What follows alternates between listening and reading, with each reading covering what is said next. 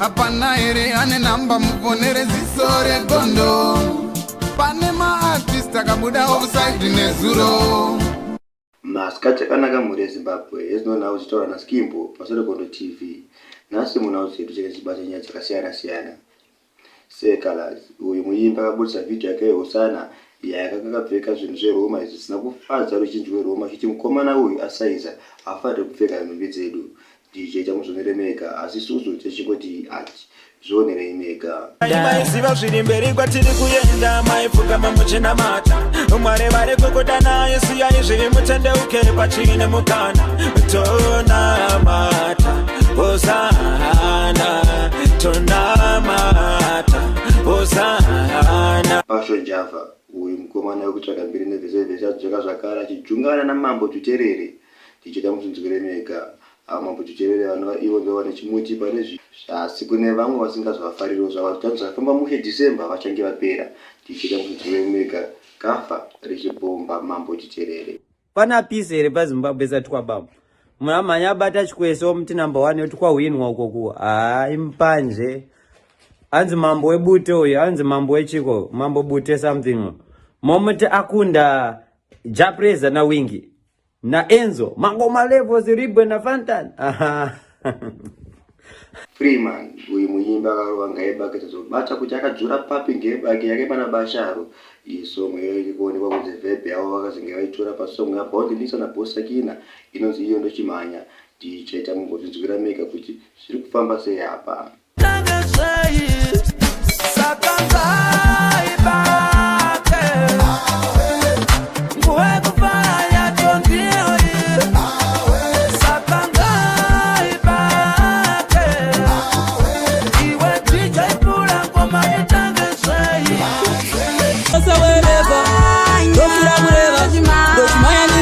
Forever and ever, I give you a tomorrow. See the garden, how you know say whenever. No forever, don't mind it in the forever and ever. I give you a tomorrow. See the garden, rolling. Bounty Lisa to Chimanya. Boy, about the song no one.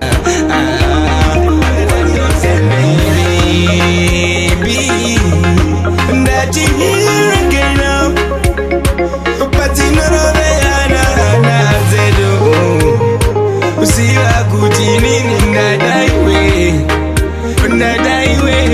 inini ndadaiwe ndaishuvira ndaivimbisao zvandaita zvese zvaitao moyo wangu waida kuti ndive newe. Musatona video of the week kubva kuna Diamond Key.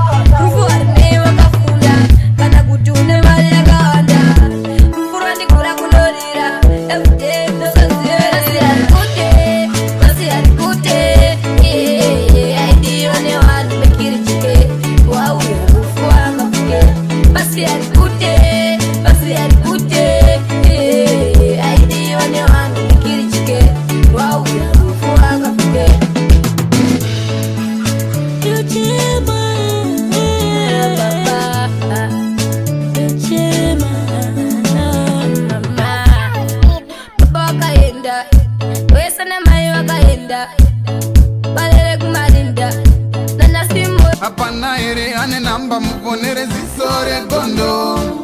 Pane ma-artist akabuda offside nezuro.